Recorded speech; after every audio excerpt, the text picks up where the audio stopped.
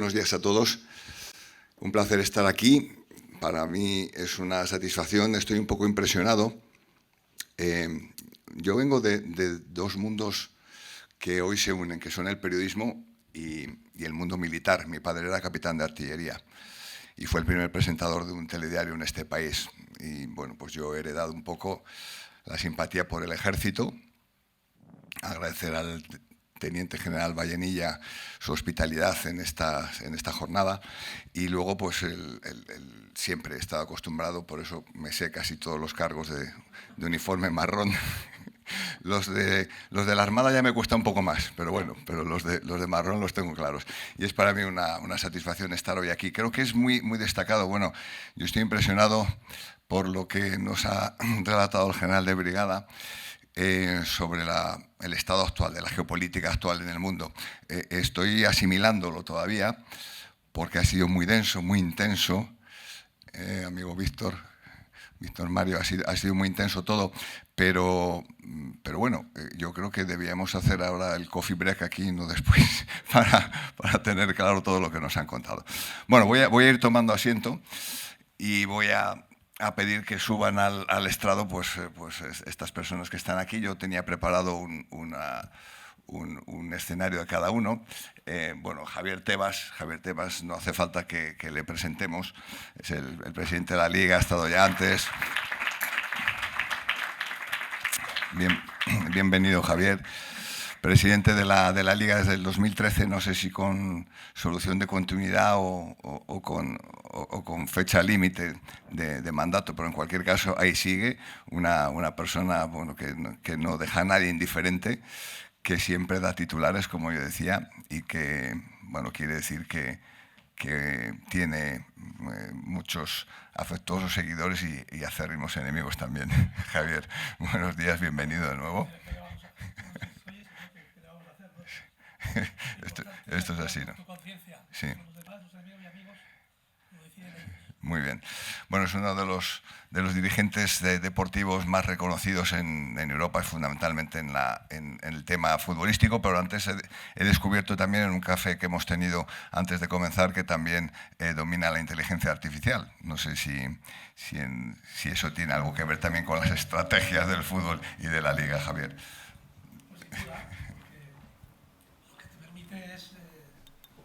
Como bien hemos oído aquí hablar de estrategia, tener mapas, pues es mucho más sencillo de todo lo que nos han explicado, evidentemente, pero te ayuda a determinar, pues con los datos, con lo que está ocurriendo, qué tipo de estrategia tienes que hacer en cada territorio. Por ejemplo, en derechos audiovisuales nosotros estamos en más de 100 contratos diferentes que agrupan a todo el mundo, pero cada territorio es diferente, el mercado es diferente, la televisión en abierto es diferente, la de pago es diferente, la penetración de la banda ancha, la renta per cápita. Pues hoy todo eso con inteligencia artificial te ayuda a tomar decisiones y estrategias con esos datos que te confluyen, te decides, te ahorra informes, análisis, muchísimas cosas, ¿no? Eso es un ejemplo del uso de la inteligencia artificial, ¿no? Yo hoy ponía un ejemplo, lo que he hecho esta mañana de 5 a 8 de la mañana, es posible que hace año y medio, 2 años me costase toda la semana como mínimo.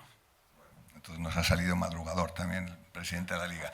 Bueno, vamos con Juan Antonio Samarán, que es el vicepresidente del COI.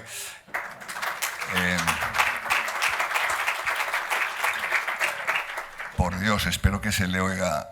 Hola. Sí, vale, sí, se te oye, pero no sé si funciona tu micrófono tampoco. Bueno. Hola. Bien, habrá que recurrir a la inteligencia artificial para que nos explique qué está pasando aquí exactamente con los micrófonos. Bien, Juan Antonio Samarán, de sobra conocido también.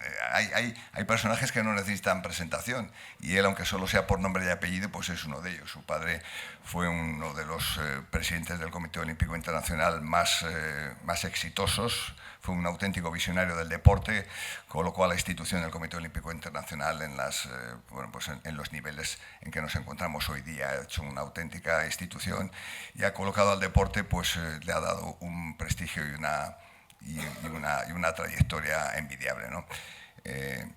Nos conocemos, conocí antes a su padre que a él, curiosamente, a pesar de que estamos más próximos en edad.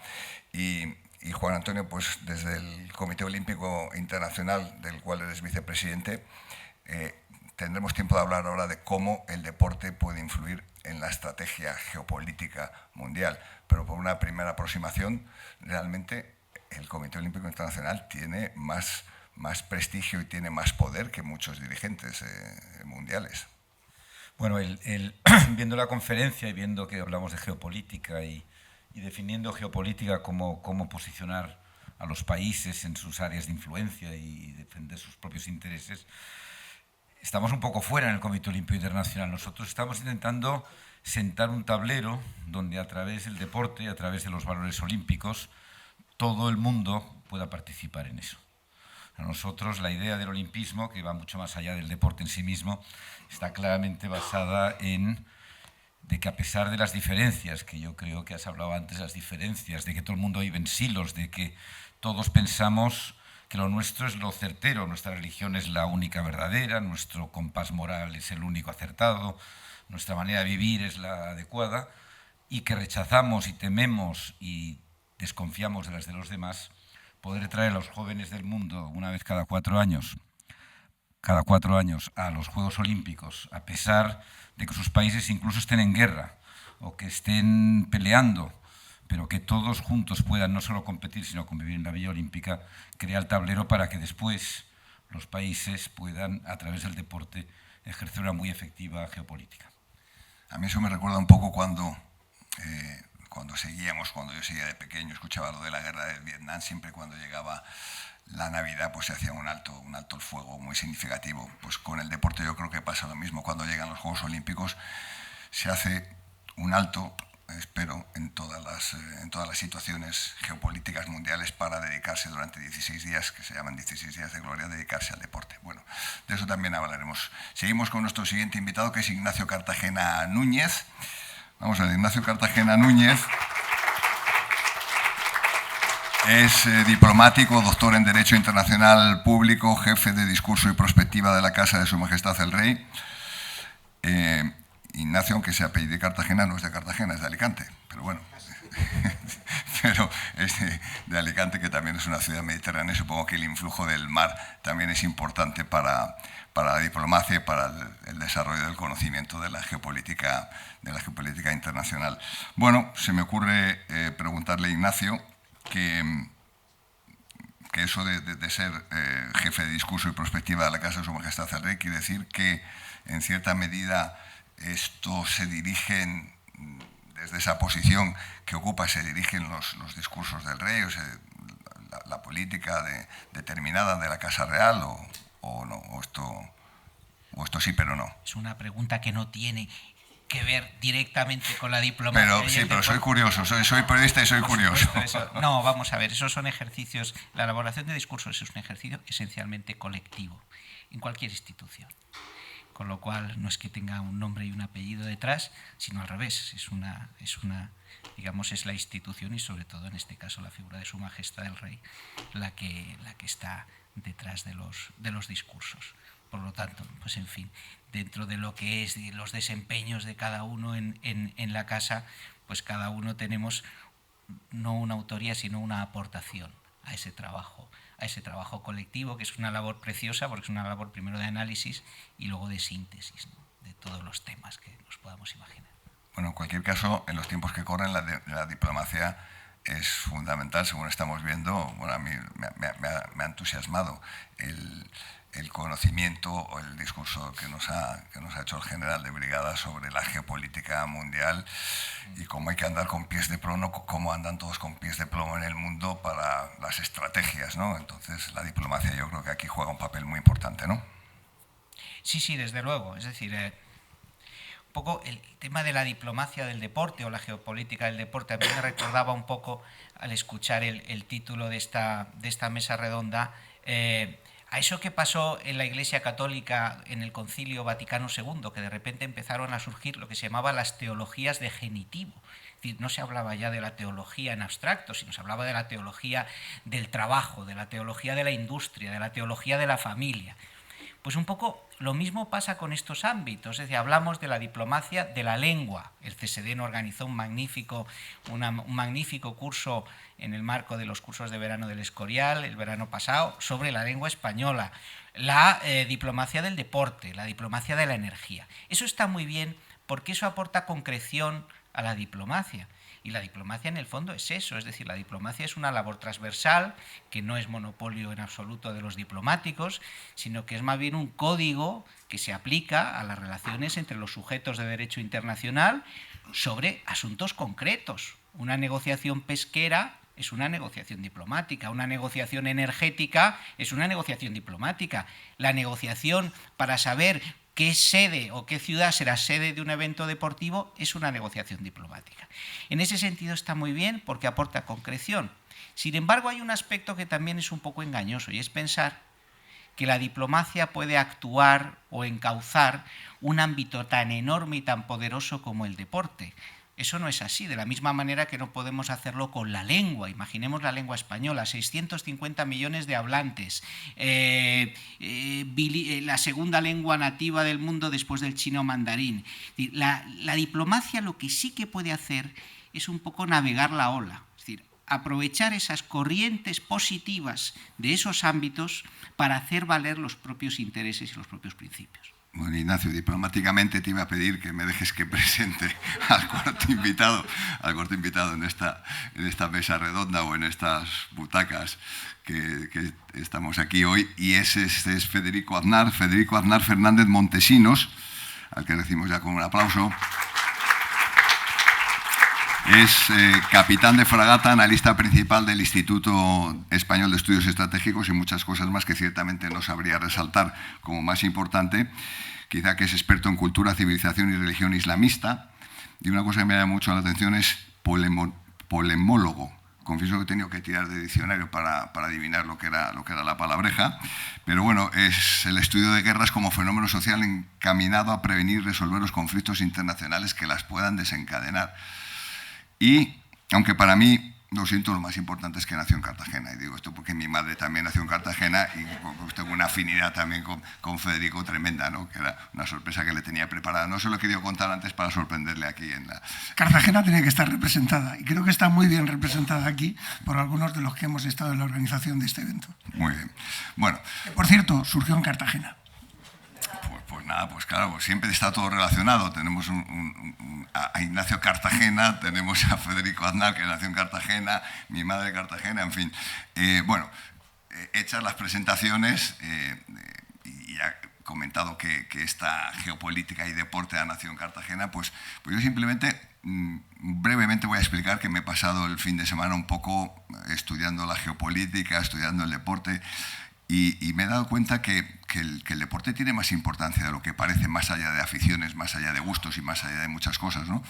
Porque, por ejemplo, nosotros, que somos ahora una referencia deportiva, sobre todo en el fútbol, yo recuerdo que yo era de la generación del jugamos como nunca y perdimos como siempre, pero luego, cuando ganamos el Mundial y ganamos la Eurocopa, dijimos, soy española, ¿qué quieres que te gane? Entonces, pues eso es más, eso me gusta más, ¿no? que el haber perdido como siempre. Y en ese sentido creo que el deporte español tiene un papel muy importante que jugar en la política estratégica, según lo que he estado viendo, según lo que me he estado documentando este fin de semana. Entonces, esto pues se me ocurre, para iniciar el diálogo, el comentario, que en cualquier momento puede intervenir cualquiera de las personas que están aquí con nosotros, se me ocurriría, Javier, decir que el fútbol, el deporte español, pero el fútbol en concreto, tiene más deporte del que nos podíamos imaginar hace unos años. Bueno, quería apuntar yo el dato. Estudiando yo también, he visto que el 2 al 3% del PIB mundial proviene del deporte, que la contribución del deporte español al PIB español es del 3,3%, que genera entre 400 y 600.000 puestos de trabajo, y que $1 o €1 que metemos en el deporte genera en torno a 2. Esas son cifras muy interesantes y son cifras que explican el interés de la defensa, porque el ejército está para defender los intereses nacionales y promoverlos. y promoverlos. Y una forma de promover, según las atribuciones que tienen referidas, y una forma es promover el deporte. Y lo hacemos incluso promoviendo la formación de atletas de alto rendimiento y altas capacidades. Bueno, has llegado al último, pero has hablado al primero. Me parece muy bien. Los últimos serán los primeros, que es frase bíblica. Bueno, Javier, decíamos, el poder del fútbol, el poder del deporte, pero del fútbol en concreto. Sí, lo que pasa es que hay que saberlo utilizar, ¿no? Yo creo que con algún ejemplo que voy a poner nos damos cuenta que... ¿Se oye a Javier? No solo el hecho de jugar los partidos de fútbol los fines de semana y retransmitirlos, ¿no? Sino la Liga voy a lo que es el caso, ¿no? La Liga hemos construido una marca desde hace años, pues tecnológica, moderna, y ha implicado a ser actores de la geopolítica, ¿no? Voy a poner ejemplos de hace semanas, no voy a hablar mucho. Pues yo el lunes santo intervenía en Xi'an, clausurando más bien la reunión anual de los clubes de fútbol de la China Super League. Porque me lo pidieron. Soy asesor estratégico del fútbol profesional chino, por instancia de la Liga Profesional y del gobierno chino, pero no es porque sea Javier Tebas, sino porque la Liga se ha posicionado como un elemento tecnológico, organizador, audiovisual, de las primeras posiciones de la industria del deporte del mundo. Esa intervención, evidentemente, ha tenido entrevistas en CCTV, que es el canal público chino de televisión, en más de 150 medios de comunicación.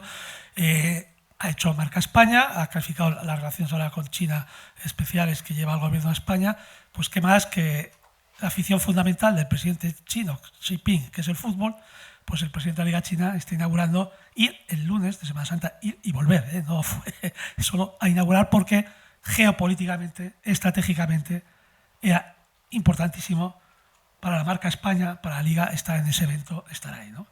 Pero pongo otro ejemplo reciente. Tenemos a Marruecos organizando el Mundial.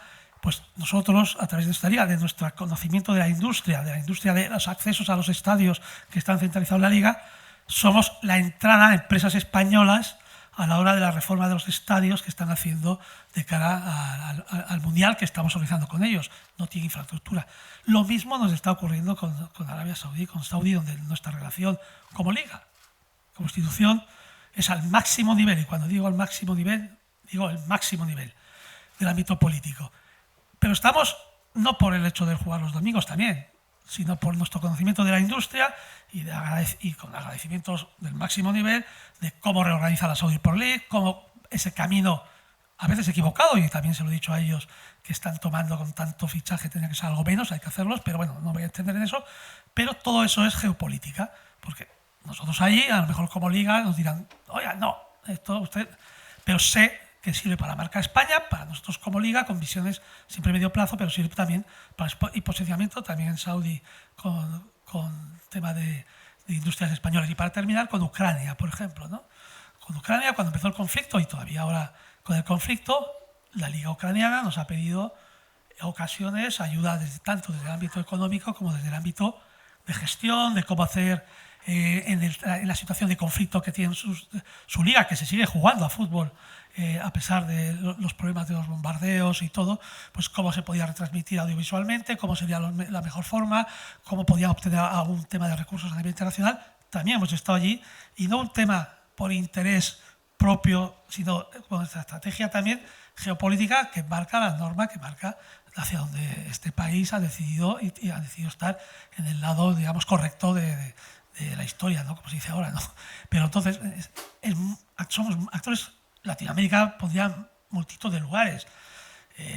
Yo me reuní con el presidente Milei, pero no para hablar del partido del Barcelona o del Clásico, sino de la reestructuración del fútbol argentino, que tan preocupados están.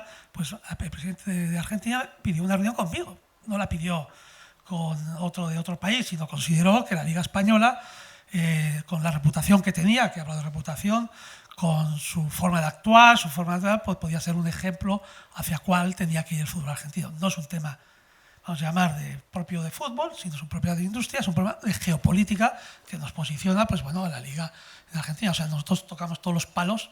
Salvador, con Bukele también estamos en proyectos también de desarrollos. Es todo geopolítica, no es interés de de industria a corto plazo, sino a medio plazo, y creo que hacemos un servicio a España, que es una cosa muy importante para mí personalmente y yo creo que para la propia institución, y un servicio también pues, a lo que es nuestra industria en crecimiento con una mirada más a medio plazo, ¿no?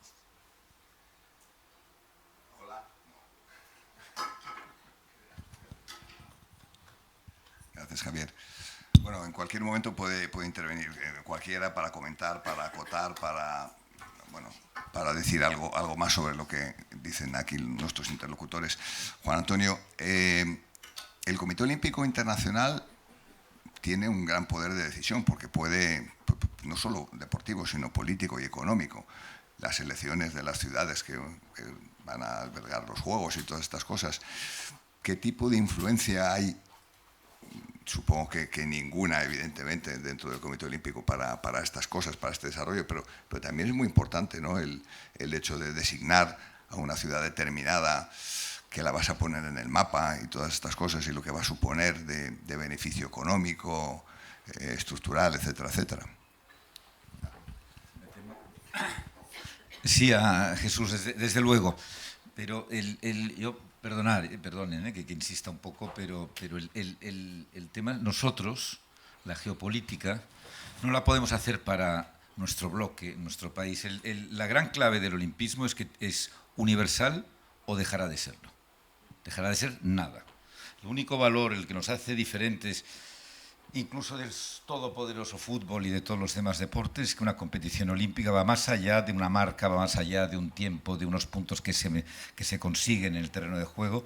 Está mucho más ligado a los valores, está mucho más ligado a la emoción, está mucho más ligado a otro tipo de sentimientos. De hecho, la mayor parte de las competiciones deportivas en el mundo, cerca de un 70 y tantos % del público es masculino, en los Juegos Olímpicos es mayoritariamente femenino. Y mucho del público que ve los Juegos Olímpicos no vuelve a ver deporte de una manera formal y repetida hasta la siguiente edición de los Juegos. Es otra cosa. Nosotros necesitamos esa universalidad. Claro que usamos la geopolítica, o la geopolítica nos usa a nosotros para defender la universalidad.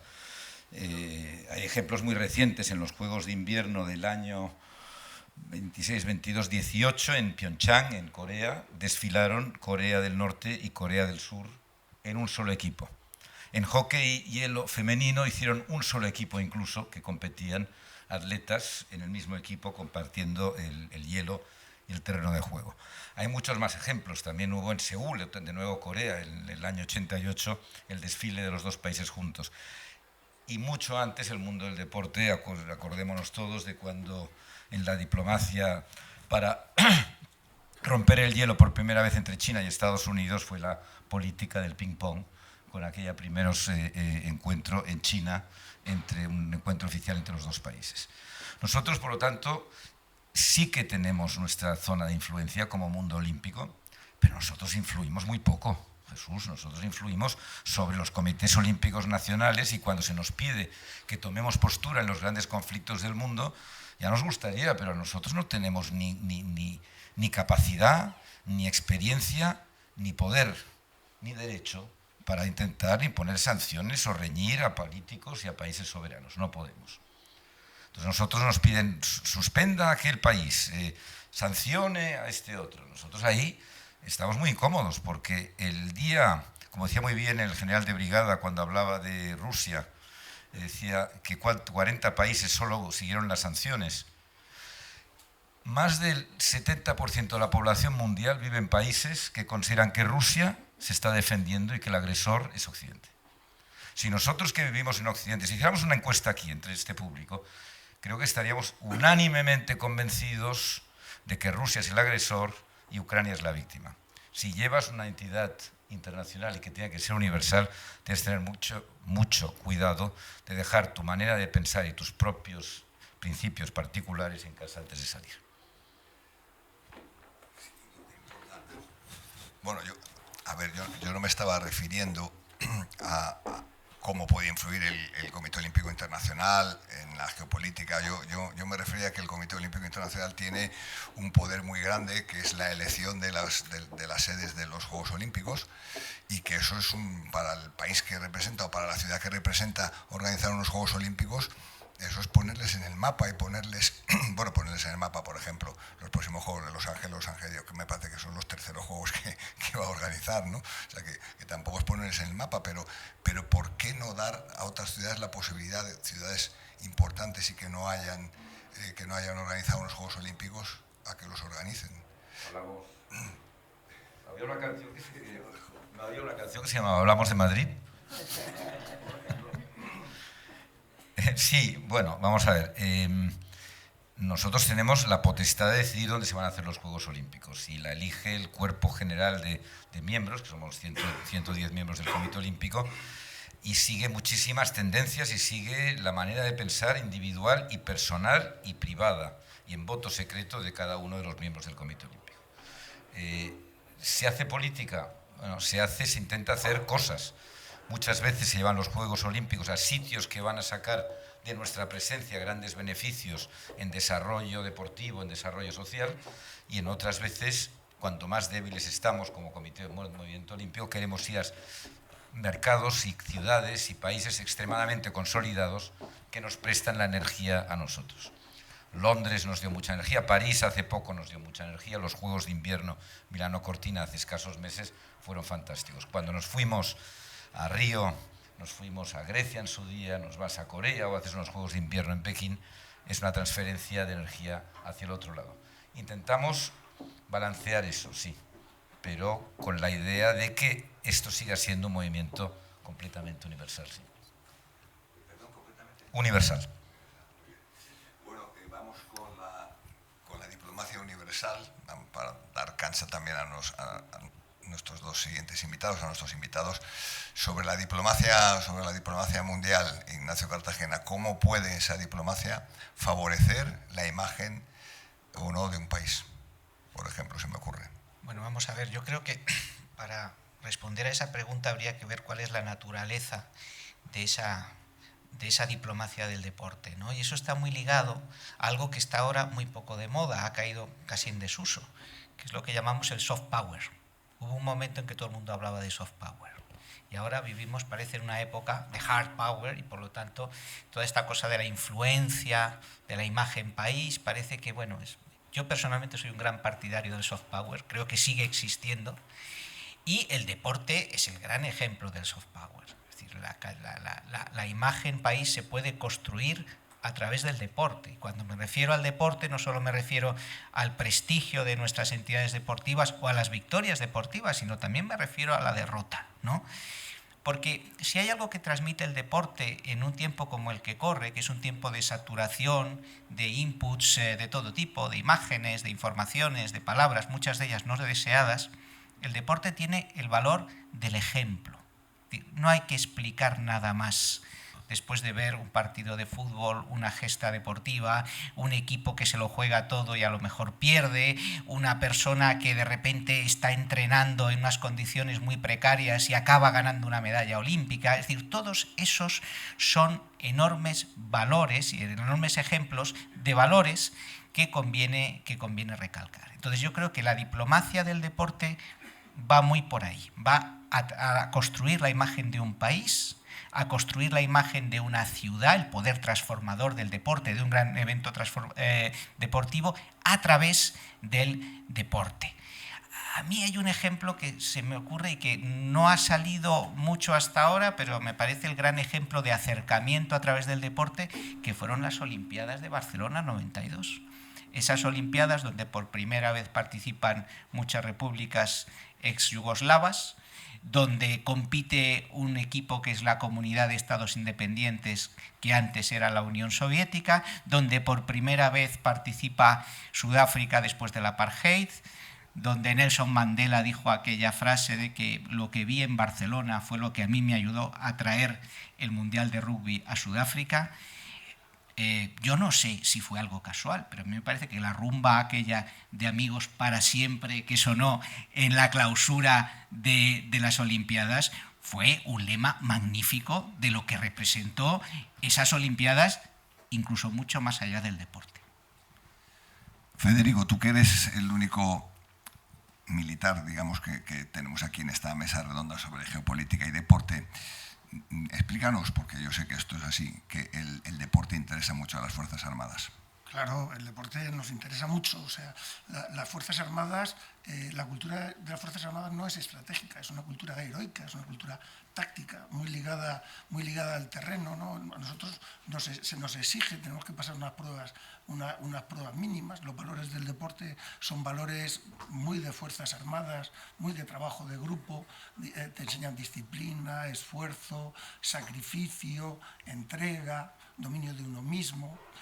Y esos son valores muy militares, ¿no? Y aquí el deporte, las Fuerzas Armadas Españolas, en caso, han servido para que el deporte adquiriera en nuestro país un perfil técnico, a principios de este siglo, ¿no? Y luego está el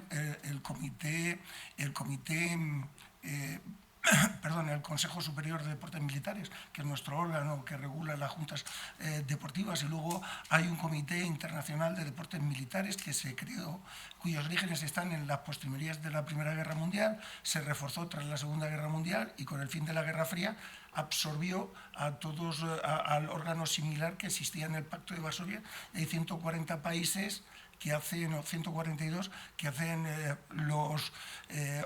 organizan unos campeonatos militares mundiales y muy distintos.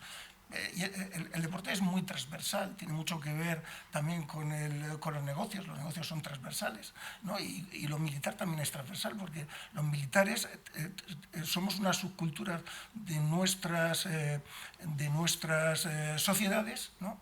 Y entre militares de muy distintos, o sea, un militar de Arabia Saudí se entiende mejor con otro militar español que con cualquier otro, porque tenemos unas raíces troncales y una forma de aproximarnos que facilita el acercamiento. Es una cosa que resulta muy explotable.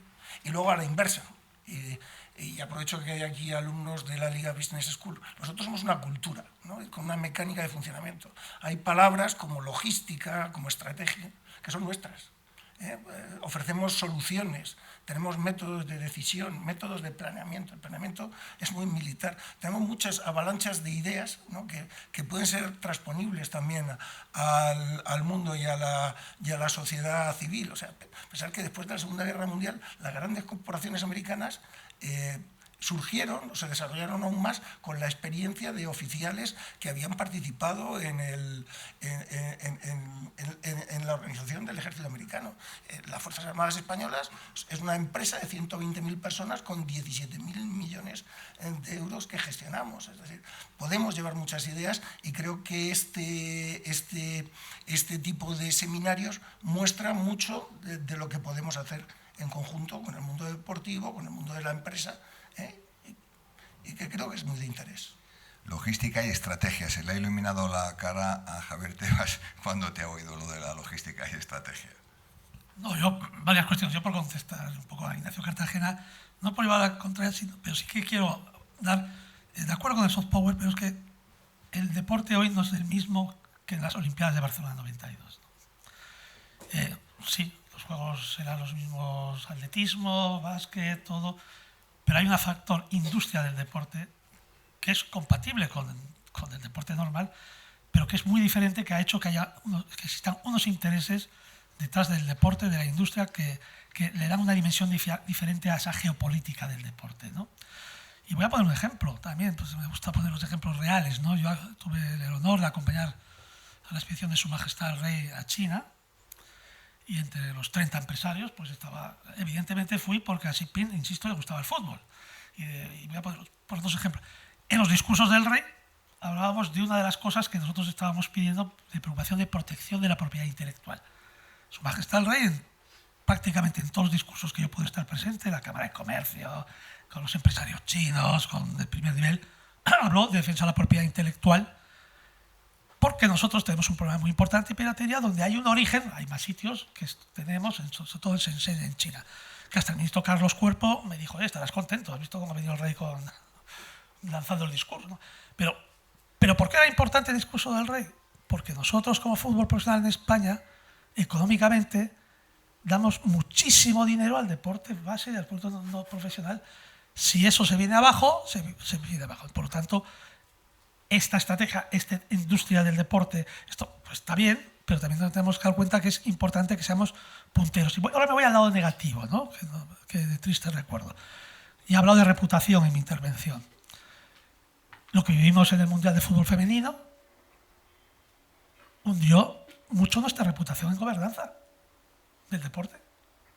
No había, yo digo que soy una persona que por suerte viajo muchísimo y hago muchísimas ruedas de prensa por todo el mundo. He vivido aquellas situaciones, no había país del mundo que no me preguntasen sobre esa situación, que qué se opinaba, que qué pasaba, que en el fondo es un problema de gobernanza, que también lo he explicado, y que es muy importante en el ámbito de la geopolítica.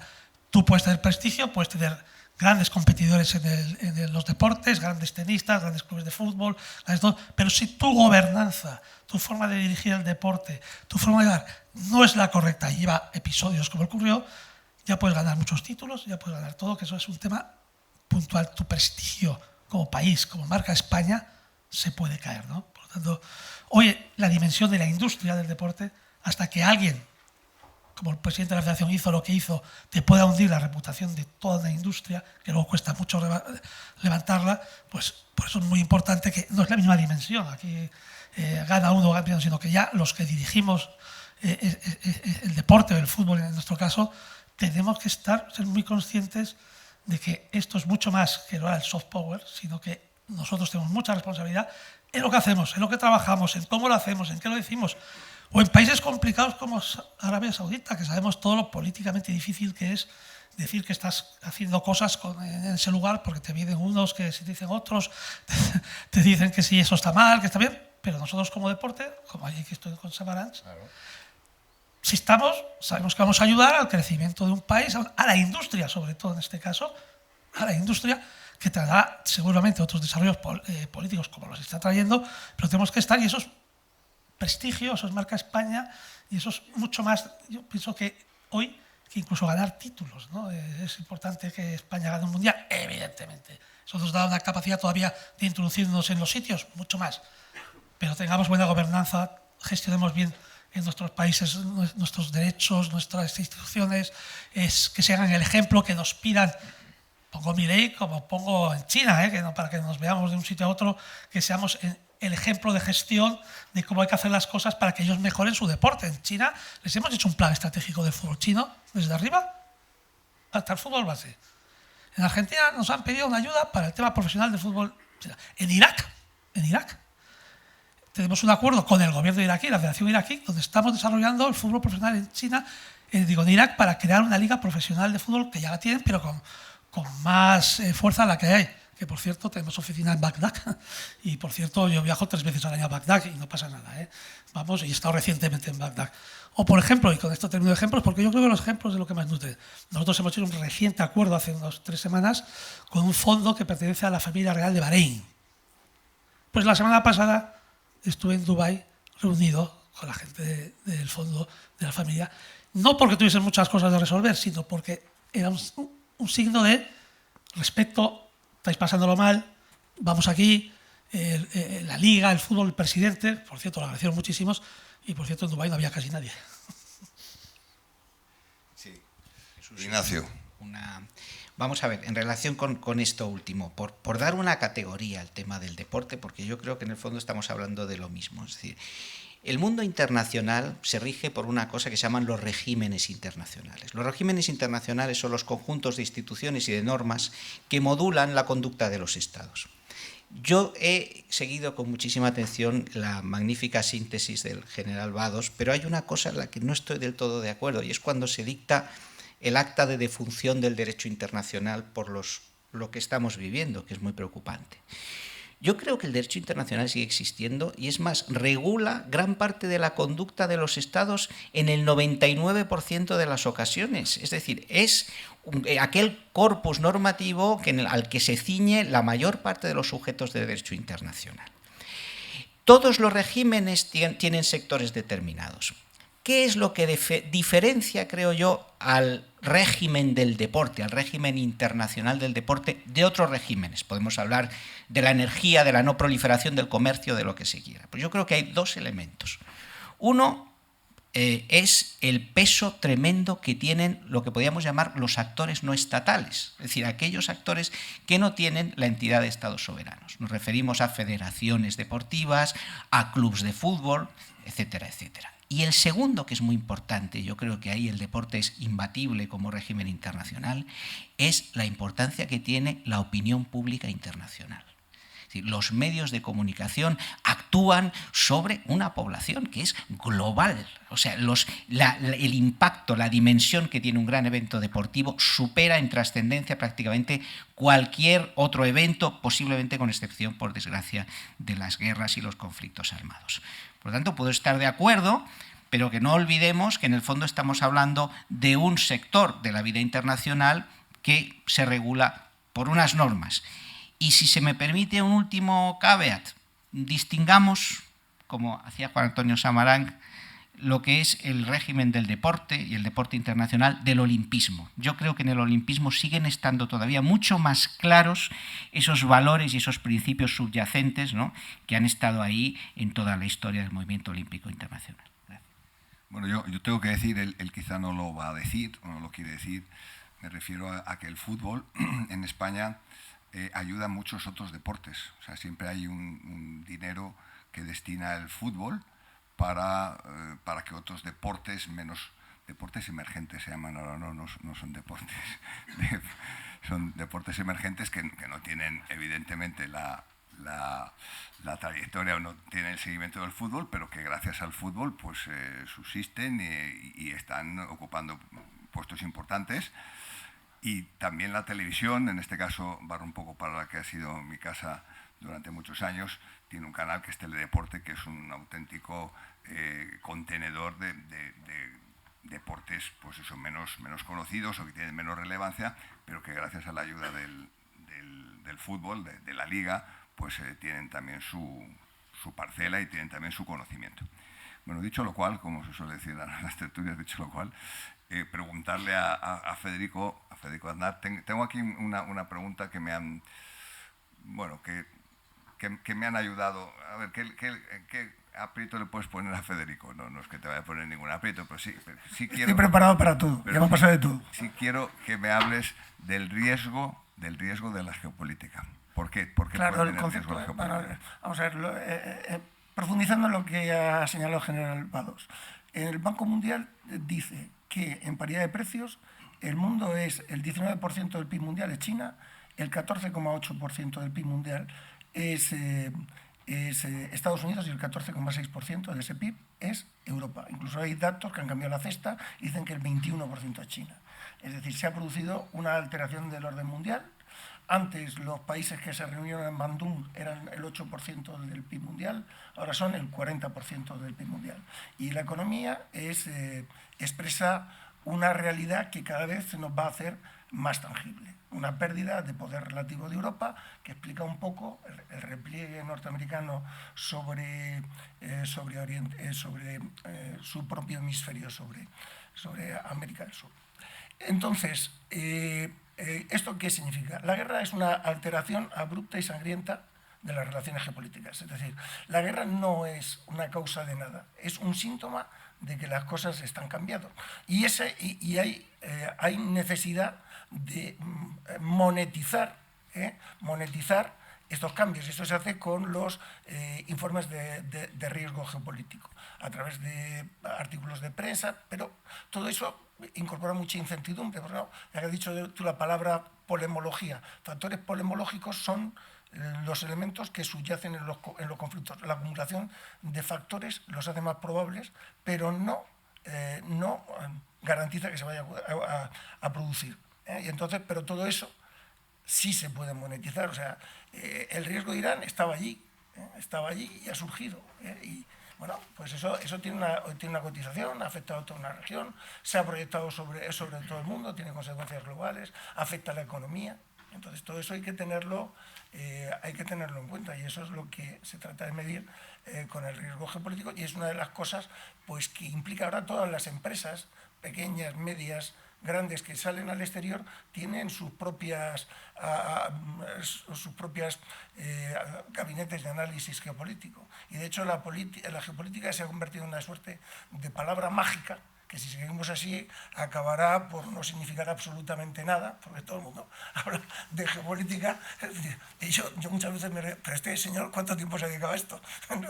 Lo miro con asombro, pero si yo lo conocía.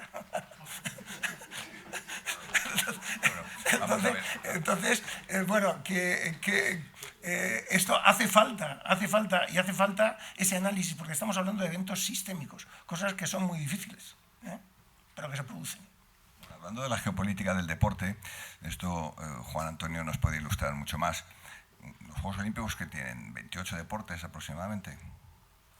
Perdón. Sí. Bueno, tenemos 28 deportes, como dices bien, los Juegos de Verano en el core, en el paquete sí, que está consolidado en la Carta Olímpica, pero por ejemplo en los Juegos de dentro de 2 años en Los Ángeles tendremos 4 deportes al menos adicionales que los han propuesto los americanos, algunos que seguro que muchos de los asistentes hoy no saben ni que existen.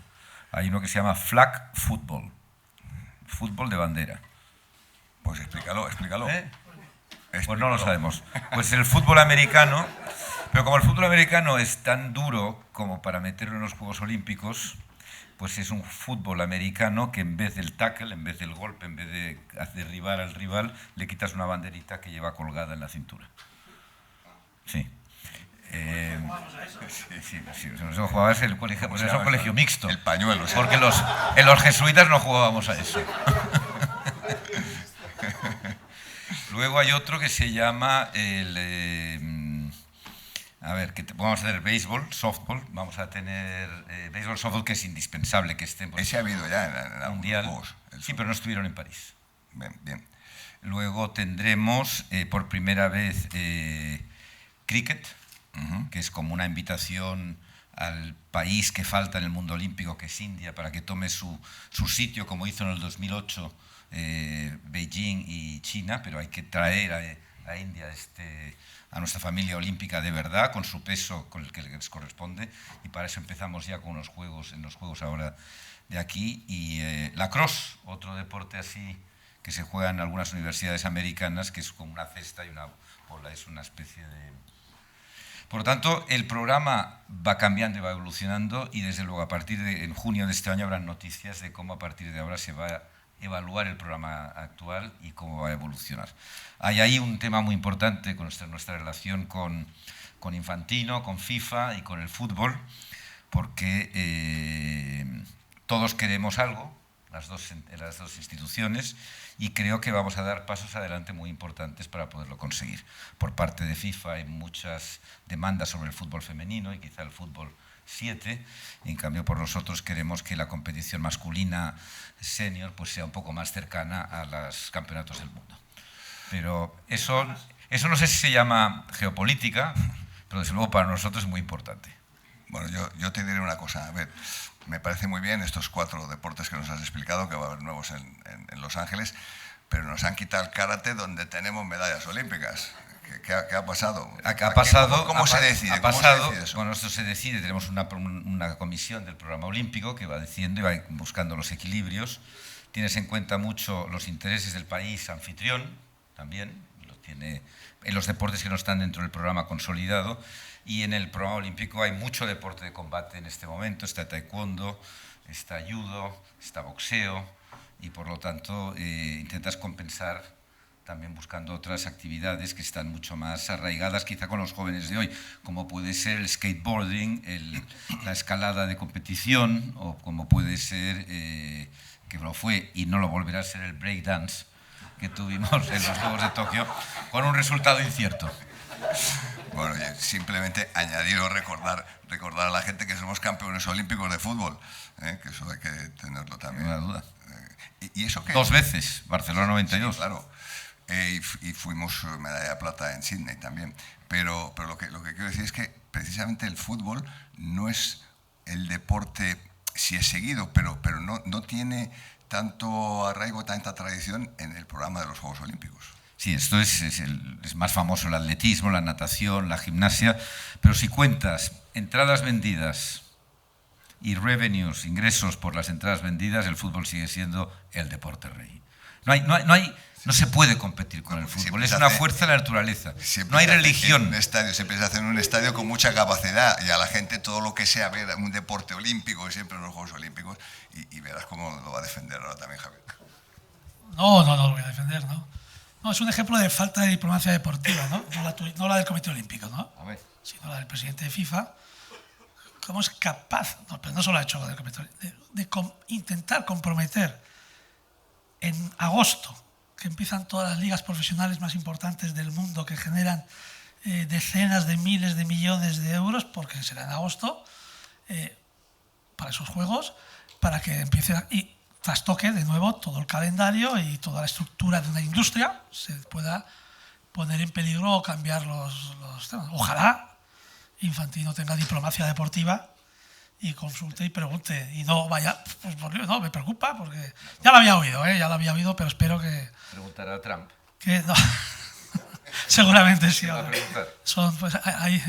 Pues bueno, sí, tendremos que intentar que Trump o Vance no se pongan en esa órbita porque para mí está bien como está, lo tengo que decir claro, en los Juegos Olímpicos es verdad que no es como un mundial, pero si empieza a ser como un mundial tocamos absolutamente lo que hoy es la industria, ya no digo solo en España, la industria del fútbol con sus problemas que tiene ya, con sus calendarios saturados y no solo pensando en el descanso de los jugadores, sino en el dinero que se genera porque esto se reparte, son vasos comunicantes que dejan los jugadores de menos nivel de tener menos salarios, clubes de perfil mediano y pequeño menos.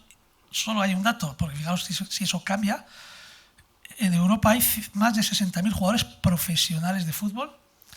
En Europa hay más de 3.000 clubes profesionales y un cambio de fechas toca a todo el fútbol europeo porque los Juegos Olímpicos no hay una clasificación, pero hay muchísimas selecciones y tocarían muchísimos países de Europa donde está la industria, donde se crean puestos de trabajo, donde todo.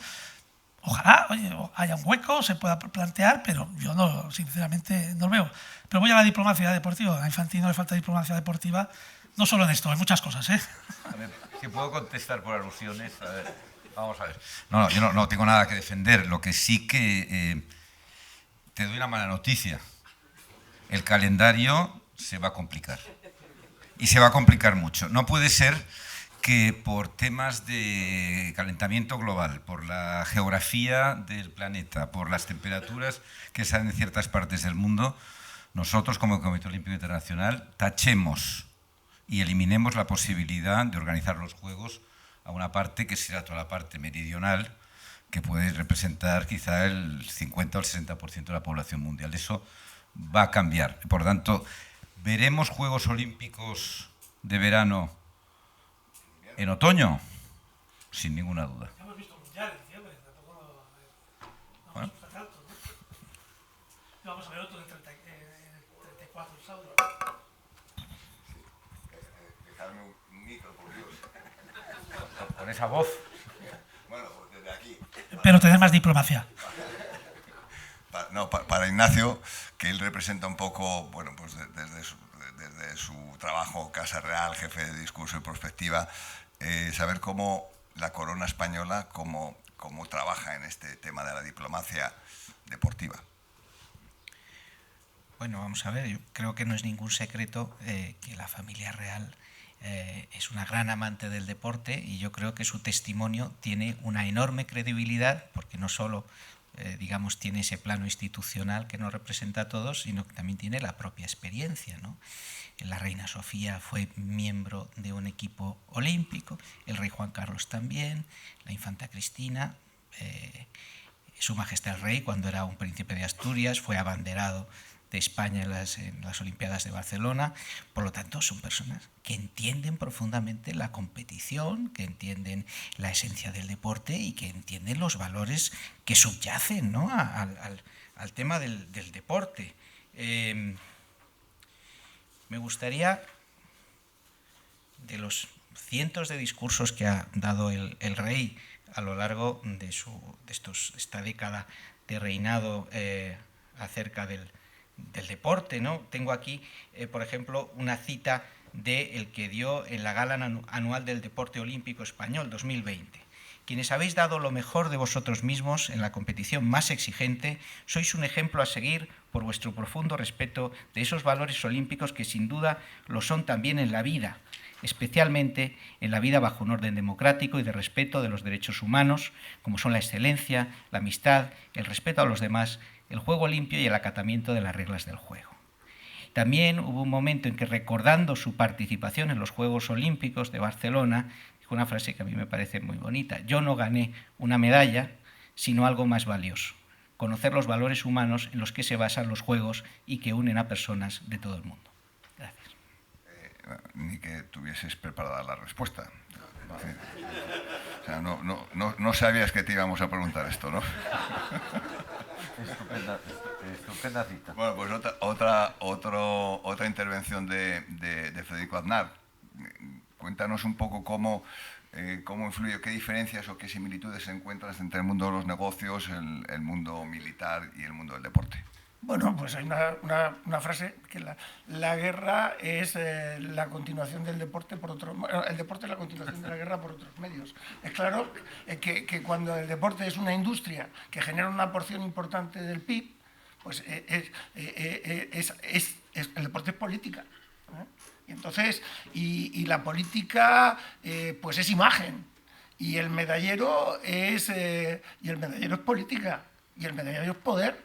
Si queremos ver cómo ha cambiado los equilibrios mundiales, vamos al medallero del 92 y lo comparamos con el de las Olimpiadas de París de 2020, y vemos que aquí las cosas no son lo que eran, ¿eh? ¿Qué es eso todo? No, pero es una parte muy significativa.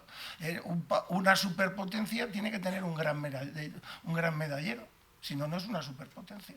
No, el deporte es política, el deporte es competición, la guerra es competición, los militares competimos, ¿eh? Entonces, hay mucho, y son cosas que yo lo comentaba antes, son transponibles, son elementos, el negocio es encontrar acuerdos, eso es intercultural. Lo militar es intercultural, el deporte es intercultural. Estamos hablando de factores interculturales y que pueden ser elementos de encuentro. Son elementos de encuentro, además de pelea o de lucha. O sea, por lo que los negocios son lucha, los militares lucha, son las dos cosas al mismo tiempo. ¿Y cuál tiene mejor recompensa para ti? Esa es una buena pregunta, se llama la paz. La finalidad de todas las guerras no es la victoria, es la paz, que consiste en transformar los objetivos militares en objetivos políticos. Y tiene mucho que ver con los negocios, porque paz viene del término pacaris, que significa apaciguar, e implica un compromiso entre planos, entre distintos planos. Entonces, estamos en un mundo, la paz no está en relación directa con la justicia, sino con la injusticia. La injusticia que las distintas partes pueden soportar antes de volver a recurrir al conflicto. Es todo al revés. ¿Por qué? Porque es política. Pues mira, te voy a decir una cosa y aprovecho. Yo que he hecho la mili, como he dicho al comienzo, y aquí los generales podrán decirlos o podrán darme la razón, cuando yo hice la mili en mi sección, en donde estábamos los de mi, bueno, ya no sé si se llama sección, sí, me imagino, había un cartel grande que decía: si amas la paz, prepárate para la guerra. Ahí lo dejo. Bueno, Flavio Vegecio Renato de Re Militari, un gran clásico. ¿Cómo? Perdona. Traduce. Flavio Traducción. Sí, es un autor romano que dejó unos principios básicos, ¿no? Son cosas, o sea, es uno de los grandes clásicos que se pueden citar sin haberlos leído, porque son términos muy resonantes, pero es que tenemos es lo que decía antes, hay una avalancha de ideas que pueden venir del mundo militar al mundo del deporte y al mundo de los negocios, que son muy interesantes. Estábamos hablando, por ejemplo, el tema de la guerra justa, ¿no? De si esto, hay una frase de Maquiavelo que cita a Tito Livio, que está en el capítulo 26 del Príncipe, lo cita en latín: son justas las guerras que son necesarias, y son piadosas las armas si no hay esperanza fuera de ellas. ¿La guerra de Irán una guerra justa? Yo creo que no, porque es una guerra de elección. Y si es una guerra de elección, había otras posibilidades antes de recurrir a ella. Bien. Bueno, hablábamos, me parece sí que hablabais de las medallas que se han conseguido, que se han ido consiguiendo. El 22 de Barcelona, insuperable hasta el momento. Me da la impresión, Javier, que donde únicamente aumentamos las medallas es en fútbol, con la Champions, ¿no? Bueno, yo creo que los periodistas tienen medallitis, ¿no?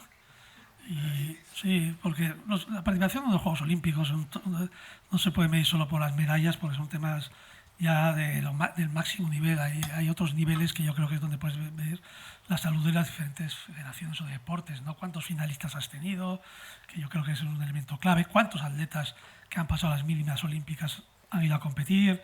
Es ahí donde está realmente la salud de tu deporte, no si 22 medallas en Barcelona, 28, 30, porque puedes tener la salud de tu deporte hecho un desastre y tener 35 medallas, porque se ha dado las circunstancias, varias generaciones, en varios deportes, buenas generaciones de deportistas, ¿no? Entonces yo creo que lo más importante es cuántos finalistas y en cuántas disciplinas deportivas tienes, te hace más saberlo, sí, la salud de tu deporte. Ojalá tengamos más medallas, pero yo por lo menos, como dirigente del deporte, me fijo mucho más en eso, ¿no? Y esperemos que el fútbol siga obteniendo medallas y con la actual configuración, no con la futura. Bueno, la futura que está a punto de desvelarnos la exclusiva. Yo creo que si le apretamos un poquito más, a Juan Antonio ya nos cuenta lo que se ha pactado con Infantino y con... Bueno, no lo sé, yo creo que se ha pactado porque yo creo que hay algo, ahí va a pasar algo, ya nos ha anticipado que va a pasar algo. Yo no sé si es un buen momento para que des la primicia. No, Juan Antonio. te vas a quedar sin primicia porque no hay nada. Hay el gran deseo de intentar avanzar en algunas cosas, pero sí que hemos hablado, has comentado el tema de entre Barcelona 92 y el París 24, el medallero ha cambiado mucho y se ha marcado mucho, pero más allá de la subida de China y la caída o la desaparición de algunos países, ¿qué tal?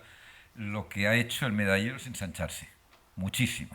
Ahora, cualquier país del mundo puede tener un medallista, un campeón olímpico. Y te salen de repente de Honduras un campeón de 400 metros vallas. Y te sale de los países más inesperados, como España, una campeona olímpica de bádminton. Y te salen y te van saliendo. Las medallas se han puesto carísimas, porque ya no solo son los 10, 15 países que las acumulaban todas, ahora es una cosa que yo creo el medallero se ha multiplicado. No me sé el número, pero por lo menos por 3 los que han llegado. Y Javier tiene razón, en los Juegos Olímpicos medimos más, para saber la potencia de un país, una cosa que llamamos los diplomas. Los 8 primeros clasificados tienen diploma olímpico, y como muy bien se ocupa de recordarnos cada día el presidente del Comité Olímpico Español, cuando le preguntan sobre esto, él dice que él solo cuenta diplomas. Pues eso es señal de un mundo más multipolar. Se ha ensanchado el medallero. No, seguramente habrá más diplomas que medallas, obviamente. Nos hemos quedado ahí, siempre nos quedamos a las puertas y tal, pero bueno, yo creo que también es significativo que sigamos apretando, sigamos entrenando, nuestros atletas sigan entrenando para conseguir... Yo no sé si es comparable ahora ganar 22 medallas como ganamos en Barcelona. Evidentemente, como tú has dicho, Juan Antonio, se han puesto mucho más caras las medallas porque hay atletas de muchos países que antes no contaban y que ahora te pueden ganar una medalla. Pero las grandes potencias siguen siendo las grandes potencias. Y China, Estados Unidos, Francia, Alemania, siguen consiguiendo muchas medallas. Déjame, perdona que sea... Pero aquí hay dos cosas. Hay dinero dedicado a la alta competición. Medallas, puedes trazar una curva fácilmente, que es bastante, puedes hacer una regresión entre las dos medidas y te sale una recta bastante clara, más dinero, más medallas. Hay 2 iniciativas recientes, una que ya ha tenido efecto en los Juegos de París, que no ha dado los resultados, pero es que el Gobierno ha dedicado unos nuevos presupuestos especiales a la alta competición que deberíamos tener,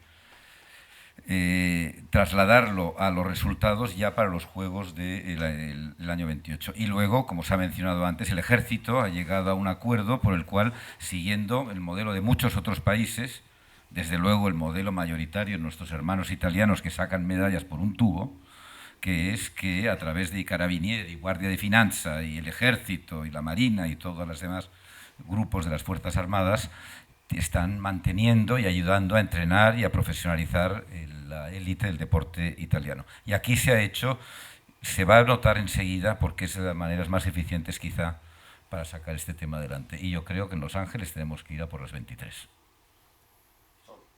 24. Yo para apuntar que hay gente que todavía no lo sabe, lleva unos años. La seguridad social de todos los atletas de élite de este país lo pagan los clubes de fútbol profesionales a través de la Liga. Desde hace 11 años. O sea, toda esa desprotección que tenían todos los atletas de élite, hablo de cualquier deporte que esté considerado en el tema de élite, lo paga el fútbol profesional. Como no llegábamos a tantos, también pagamos el ADO, que antes lo pagaban las empresas. La gran parte del ADO también la estamos pagando.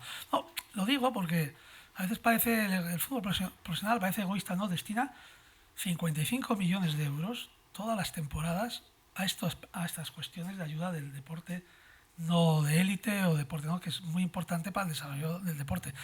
No sé qué partida destinará el Estado ahora para este tema, de la que ha anunciado Samaranch, pero hasta ahora estábamos muy cerquita en los presupuestos del Consejo Superior de Deportes, salvo los fondos Next Generation, que eso rompió los temas de los presupuestos, de lo que ponía el Estado, el Consejo Superior de Deportes, que es un órgano autónomo dentro de la Administración Pública, de lo que ponía los clubes de la Liga a través de la Liga. O sea, porque además lo hacemos de corazón, de verdad, y porque creemos que tenemos la obligación de ayudar e intentar que nuestro deporte esté lo mejor posible, porque en definitiva nos estamos ayudando a nosotros mismos, porque ayudamos a lo que hablaba antes de la marca España, al desarrollo internacional del deporte, a muchas cuestiones. Bueno, yo he comentado antes, Javier, que no sé si tú lo ibas a decir o no, pero que el fútbol ayuda a muchos deportes emergentes, ¿no? Esos deportes minoritarios, ¿no? Que se decía antes, esos deportes emergentes, pues que gracias a esas ayudas, gracias a esos apoyos, pues tienen su mayor capacidad de entrenamiento. Y lo que decía Juan Antonio, ¿no? Que muchas veces el dinero son mejores medios, mejores entrenadores, más posibilidades de conseguir medallas, ¿no? Entonces, yo lo he dicho y tú lo acabas de reivindicar. Me parece que el fútbol está haciendo un gran favor al resto de los deportes en nuestro país. No sé cómo lo tienen en otras ligas. Por cierto, la Premier sigue estando por encima de la Liga, ¿o estamos nosotros por encima de ellos? Tan directo como lo estamos haciendo nosotros a través del Consejo Superior de Deportes, no hay nadie que lo tenga, que yo recuerde de las grandes ligas. Sí, la Premier está por delante de nosotros, igual que tienen una renta per cápita los ingleses mayor que la española, igual que tienen casi 70 millones de habitantes y nosotros tenemos 45, igual que tienen más penetración de la televisión de pago. Como no seamos más, y eso no es la política de la Liga, el fomento de la natalidad, y tengamos más recursos económicos, pues lo tenemos un poco complicado, ¿no? Más fútbol, menos natalidad. No sé, pero es que hay que saber diferenciar, porque como lo leo todos los días y llevo 10 años con el mismo discurso, tú puedes comparar cosas iguales, lo que no es igual no lo puedes comparar. Nosotros sí que podemos competir en mercados internacionales, que es lo que estamos intentando hacer, pero también nos tenemos que dar cuenta que donde la Premier League tiene mucha potencia es en Asia, en el sudeste asiático, donde hay más habitantes, más renta per cápita de los países donde nosotros somos más fuertes, que puede ser en Latinoamérica, ¿no? Pero que hay menos habitantes, menor renta per cápita, y un tercer factor muy importante. Las ligas locales, la argentina, ecuatoriana, colombiana, son ligas fuertes para sus ciudadanos. La Liga de Singapur, la Liga que tiene 8 o 9 millones de habitantes, la Liga de Hong Kong, la Liga de Indonesia, la Liga de Tailandia, la Liga de Japón, son muy son ligas secundarias, más bien la Premier es la más fuerte, ¿sabes? Una diferencia importante. Entonces, no nos obsesionemos en llegar porque, oye, siempre se dice, y este año 4 semifinalistas, un español, y porque nos enfrentamos dos clubes entre nosotros. Pero en los últimos 10 años hemos ganado el 60% de los títulos europeos. Sí, ese es el lugar donde se puede desarrollar, decir que hay. Pero no solo en la Champions, Real Madrid y Barcelona. Estoy hablando de European League, estoy hablando de otro tipo de competiciones, y ese es el lugar donde hay. Por lo tanto, no es solo la capacidad económica, sino también ver dónde nos enfrentamos, y veo que seguimos siendo competitivos y como último dato de fomento del fútbol base, el 20% de los minutos jugados en primera división son jugadores de la cantera, que son jugadores de la cantera aquellos que llevan más de 6 años. La Premier League, un 6%. La Bundesliga, un 5%. Demuestra que nuestro trabajo, que hacen los clubes de fútbol, de entender el deporte desde abajo, desde la fase, funciona. Y por eso no tenemos que gastar tanto dinero como estos ingleses, que estos no invierten, derrochan. Bueno, yo quizá en ese sentido no me refería tanto al aspecto deportivo, sino al aspecto económico y del control económico que necesitan también ciertas ligas, y que tú precisamente has sido muy criticado ha sido un poco el azote de algunos clubes, que se les ha hecho un control exhaustivo y se ha descubierto que se estaban pasando de la raya.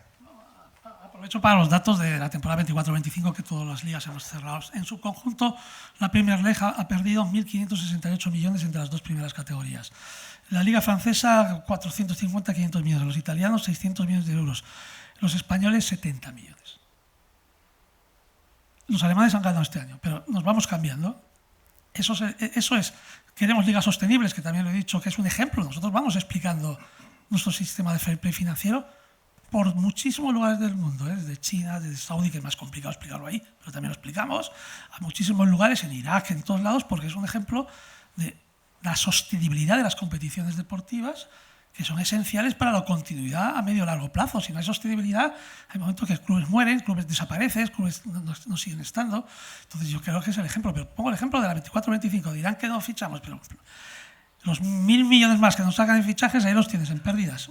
Prefiero estar como estamos, ser la liga que en los últimos 10 años más títulos ha ganado y la Premier por detrás muy lejos, y que nuestros equipos sean sostenibles, duraderos, equilibrados económicamente, y que podamos ser pues, un ejemplo de lo que es una industria en el que se generan puestos de trabajo con plena seguridad de la continuidad de sus empresas, ¿no? Bueno, yo creo que eso también es un poco geopolítica deportiva, ¿no? El tener unos patrones de comportamiento que nos ponen a la cabeza, si no económica, pero por lo menos deportiva.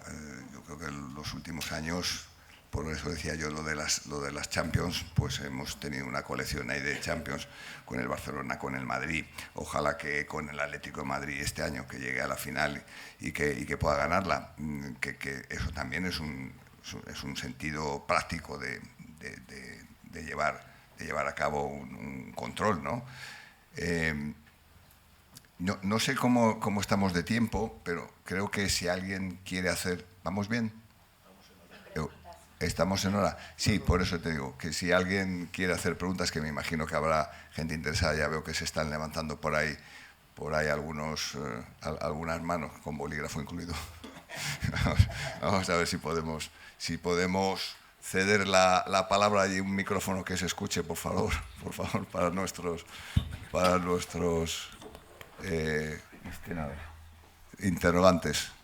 Vamos allá. Hola, buenos días. Mi nombre es Sonia Soria.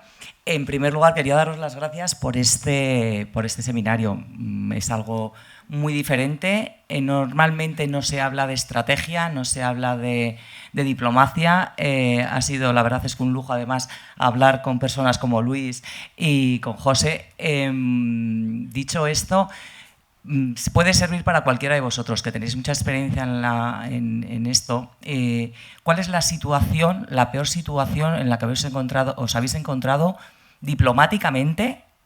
¿Qué habéis aprendido si ha sido un fracaso? ¿Y qué nos podríais decir si ha sido un éxito? La situación diplomática más complicada en la que os habéis encontrado. Gracias.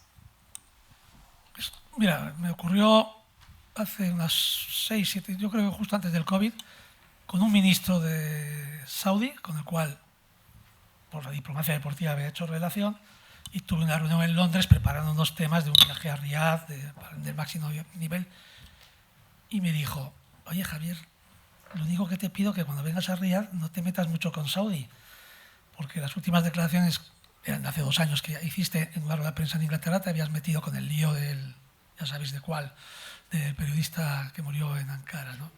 Yo solo te pido eso, me dijo. Ahí fue claro. Yo no podía imaginar que sabía de esas declaraciones que me han ocurrido hace 2 o 3 años, pero bueno, lo que dije, tuve que salir en ese momento y decir, bueno, no te preocupes, que las cosas pasan, pero no voy a ir a Saudí a hablar de estas cosas, yo voy a hablar de deporte y tal. Pero era un problema de donde te entraban en conflicto valores y muchas cuestiones que a veces tienes que... no es que pongas al lado los valores, sino que los valores siguen siendo los mismos, pero tienes que saber que si ese es el momento adecuado para seguir utilizando, o si vas a aportar algo en un camino de solución. Pero eso ha sido, entre otros muchos, con Bukele también tuve algún pequeño lío, pero bueno, y con Milei también. Pero yo diría que ese fue el que más me impactó. Más preguntas por ahí. Aquel señor. ¿Dónde está el micrófono?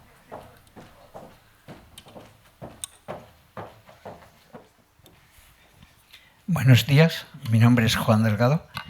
Quería preguntar una cosa, o quería hacer un comentario que me lleve a una pregunta. Los boomers aficionados al deporte tenemos marcado un año, que es 1980, cuando Estados Unidos boicoteó o saboteó, no sé cuál sería la palabra adecuada, las Olimpiadas, los Juegos Olímpicos de Moscú 80. ¿Se sigue utilizando hoy en día el deporte como herramienta de coacción?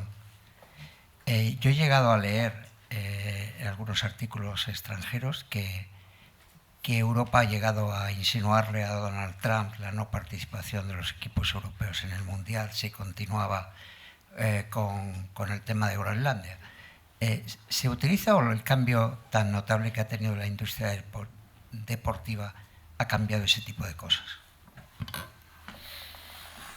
Sí, el boicot del año 80 y la contestación de la Unión Soviética en el año 84 demostraron, primero, su inutilidad, y segundo, es pegarle una bofetada a alguien o pegar una patada a alguien en tu propio trasero. O sea, los grandes perjudicados de todos esos dos boicots tan marcados fueron los atletas de los propios países que estaban boicoteando. Que, teniendo en cuenta que un atleta olímpico, la mayor parte de los que llegan a los Juegos llegan en una ocasión en su vida, y quitarles esa oportunidad después de tantos años de entreno, esfuerzo y sacrificio, era una manera de matar y castigar a tu propia juventud por unos temas políticos en los que ellos no tenían nada que ver. Se ha hablado en el futuro de boicots. El último intento un poquito más formal ha sido con la guerra de Ucrania, donde sí se aceptaba que los atletas rusos, aunque fueran sin bandera, a título de atletas neutrales no afiliados a los Juegos de París, Ucrania intentó crear una corriente de simpatía a través de sus países más afines, los países bálticos y los países más border, que tienen más frontera con Rusia, pero no consiguió ninguna atracción. De hecho, los atletas ucranianos participaron en los Juegos. Al final del día, otras maneras de presión tienen que haber, pero nosotros al final, repito, somos una nuez en un océano de gente muy poderosa. Nosotros somos una entidad, al fin y al cabo, pues somos casi una ONG grande y con mucho prestigio, puede ser, pero nosotros en el mundo de la política y en esas procelosas aguas del poder nos movemos como podemos, que es poco.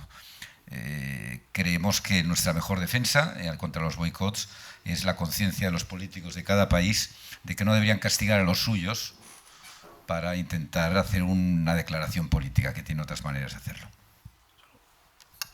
En fútbol los equipos rusos no juegan competiciones europeas y pueden ir la selección a la Eurocopa. O sea, el nivel que haya, pero bueno, ahí está. A ver, más preguntas por allí. Aquel señor de gafas que levanta la mano.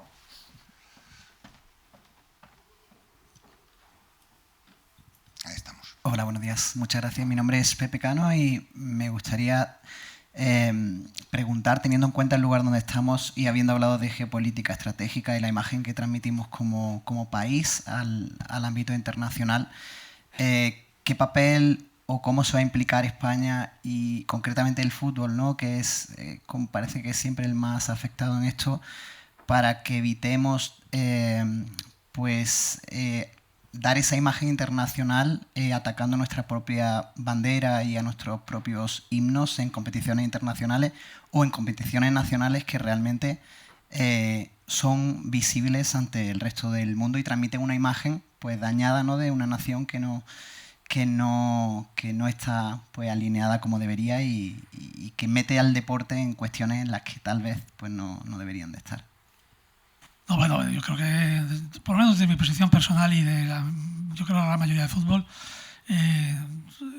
si hay que condenar cuando se pita el himno de cualquier país en cualquier estadio, como ocurrió con el de Egipto, ¿qué más? Ya digo que en tu propio país se pite tu propio himno, ¿no? Hay que, en España sobre todo lo que ocurrió el sábado, ya lo vengo diciendo hace tiempo, ¿no? Lo que pasa es que no es competencia de la Liga, ¿no? Pero yo creo que ahora, con mi entrada como vicepresidente de la Federación, sí que voy a intentar que se ponga alguna medida, o por lo menos iniciar pasos para que esto no vuelva a ocurrir. Oír los himnos con respeto es una norma de decreto ley, no sé de cuándo, que hay himnos con respeto, estés de acuerdo o no estés de acuerdo con las circunstancias políticas de ese país y menos ya en tu propio país, como lo del final de la Copa del Rey. No es una libertad de expresión, como dijo tu compañero Juan Carlos Rivero, así que esto no es libertad de expresión, sino es dañar nosotros desde hace mucho tiempo, pero claro, la final de la Copa del Rey no es competencia de Liga. Desde hace años denunciamos los gritos como puta España o gritos como puta Cataluña, insultos de este tipo coreados, sobre todo, como fue el otro día el himno, son denunciados y son sancionados las gradas, los clubes donde se producen esas circunstancias. Ya no se están produciendo prácticamente, son individuales, pero ya no hay gritos coreados ni de puta España ni de puta Cataluña en los estadios en donde nosotros tenemos competencias que no las tenemos en todas y en la Copa del Rey no tenemos en todo para este tema. Pero sí que creo que hay que decirlo ya, hay que tomar una solución, porque esto no puede ser siempre queda como discusión de 48 horas hasta el año que viene. Que si llega un equipo de mi querido País Vasco, pues entonces tenemos siempre el pito, o de Cataluña tenemos pitos. Tenemos que intentar reducirlo y por lo menos si no reducimos, intentarlo, ¿no? Desde luego si no lo intentas, nunca ganas. Creo que luego viene Rafael Luzán, va a estar en la próxima mesa, que es el presidente de la Federación. Como bien ha dicho Javier, no es competencia de la Liga, pero el tomar alguna medida, pero a lo mejor el presidente de la Federación nos puede comentar algo sobre esto. Sí, adelante. ¿Tienes el micro a mano?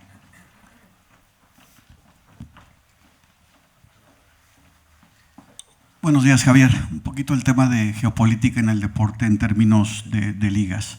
Por un lado tenemos que hay gente que quiere romper la geopolítica tal de competencias como la Superliga, no que esa es una ruptura de geopolítica, de no respetar tu país en tu competencia, pero por otro lado la Liga quiere llevar partidos a Estados Unidos, en donde rompe parece ser el mismo concepto, ¿no? En donde llevas y quieres cruzar geopolíticamente por necesidad económica, que no la veo tan importante, de llevar algunos partidos, y hay un poco de incongruencia en las posturas. Hablando sobre todo hace rato de los líderes China, Estados Unidos, que evidentemente España es un líder de fútbol como liga y como clubs.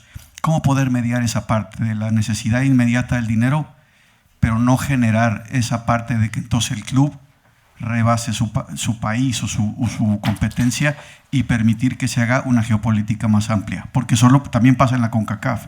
Sabes que hay necesidades de querer hacer una liga de 2 países o de 3 porque necesitan dinero en lugar de respetar los valores del deporte en la competencia del país. ¿Cómo puedes manejar esas dos aparentes incongruencias? Es que primero no hay incongruencia, porque tú mismo en tu propia pregunta casi incongruencia. Dices, llevar partidos, no, llevar partido, uno. ¿Pues no es el inicio para hacer varios? No, uno. Eso ya es la ensoñación de algunos dirigentes que están en contra. No, uno. Y lo hemos dicho, no vamos a llevar más. 2, no es un tema económico. Es un tema de expandir la marca y de respeto a millones y millones de aficionados que tenemos en Estados Unidos, y voy a poner otros ejemplos después, donde pagan por ver el fútbol, sufren con sus equipos y están ahí, que no tienen ningún problema. ¿Por qué no vamos a respetar eso? Estamos hablando de un partido de 380 que estamos jugando. En eso no estás rompiendo ningún principio, estás haciendo marca España, relaciones con ese país. El otro día, el mayor medio de comunicación de Marruecos me preguntaba, ¿usted estaría dispuesto a llevar un partido de la Liga Española a Marruecos? O también me lo preguntaron en Saudí, yo dije sí. O en China, dije sí. Un partido, ¿por qué no? Imagínate para las relaciones de diplomacia deportiva, llevar un partido de tu competición, insisto, a esos lugares donde se necesita hacer relación, hacer un evento. Yo creo que daría unas posibilidades que a lo mejor inauditas al mundo empresarial, al mundo político. Solo en Miami, el día anterior al partido que ya estaba anunciado, teníamos una reunión, un acto con 700 empresarios americanos y españoles que viven en Estados Unidos, de networking, de trabajo y de todo. Creo que es esa la filosofía, no es de dinero, no es el dinero que te van a pagar. Ya lo he explicado muchísimas veces. Si es por dinero, haríamos otras cuestiones. No sé. Y el tema de Superliga es otro tema, es muy diferente. Es cambiar la industria, el modelo de industria del fútbol en Europa, que lo explico antes, es cambiar que todas estas, que afectaría a 50.000 jugadores de fútbol, a todos los puestos de trabajo que genera el fútbol profesional, afectaría a los 5.000 clubes profesionales, afectaría a los medios de comunicación, es cambiar todo el ecosistema del fútbol. Llevar un partido no cambias el ecosistema del fútbol. Además, ya digo, también nosotros nos están invadiendo los americanos, tenemos aquí NFLs, NBAs, no sé si estabas en España, pero hace 25 años no sabíamos ni lo que era el Halloween. Ahora el Halloween, y fast food, pues estamos por todos lados con fast food y nosotros somos los que por llevar un partido que daríamos marca a España, que ayudaríamos a los millones de aficionados que pagan por el fútbol, decimos que no. Yo creo que se nos pierde la cabeza no vemos las cosas.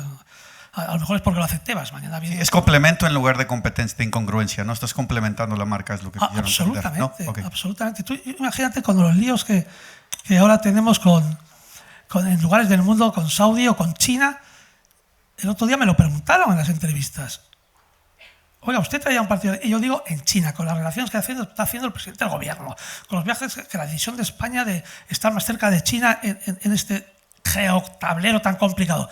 Digo, pues no voy a traer ninguno porque nos parece muy mal a la liga y a los clubes. Me cargo la geopolítica, Hombre, no todo, pero hombre, Xi se pueden pagar. Y mira, hace también 6 meses vino el vicepresidente chino y hubo una comida en el Palace. Mira que había empresarios en la comida, ¿eh? El que se sentó mesa a mesa con el vicepresidente chino para hablar de fútbol fui yo. Y estaban los mejores empresarios del país, ¿eh? Pero el que estaba enfrente del vicepresidente chino era yo. Pues tenemos que entender que el fútbol en China, por lo que sea, que es política de Estado. En la reciente reunión del Partido Comunista Chino, de estas que hacen planes, que yo me pierdo todos los planes que hacen, pero en el mes de julio y agosto del año 25, un tema especial fue el fútbol. Pues nosotros tenemos que estar allí, no podemos huir de eso. Y pues yo contesté a ese tema del partido porque además lo siento así. Si lo podemos hacer, ¿cómo que no lo vamos a hacer? Y ahora las incongruencias son, si la Supercopa se juega en Arabia, si la Supercopa se juega en... Ahora es por el conflicto del partido fuera y casa. Me voy a McDonald's y me tomo una hamburguesa. Bueno, amigos, hemos visto en esta primera mesa, bueno, en esta jornada un poco a través de Víctor Mario, de la charla que nos ha dado, cómo está el mundo, que yo creo que está un poquito complicado, ¿no? En general, está un poquito complicado, ¿verdad? Y el deporte, cómo influye en la política, cómo influye en la geopolítica, etcétera, etcétera. Bueno, yo sinceramente pienso que... A mí cuando muchas veces me preguntan qué pienso de la información deportiva, yo siempre digo, la información deportiva es el valor añadido de la información. Siempre levantamos una sonrisa en alguien, siempre favorecemos a alguien. Tu equipo gana hoy, sonríes, tu equipo pierde mañana, estás triste, pero has favorecido al otro. Y creo que el deporte es bueno para el equilibrio de potencias, para el equilibrio mundial, para la geopolítica y para todos. Por mi parte ha sido un placer, gracias a Federico, a Ignacio, a Juan Antonio y a Javier y a todos ustedes por la atención que nos han prestado. Muchas gracias.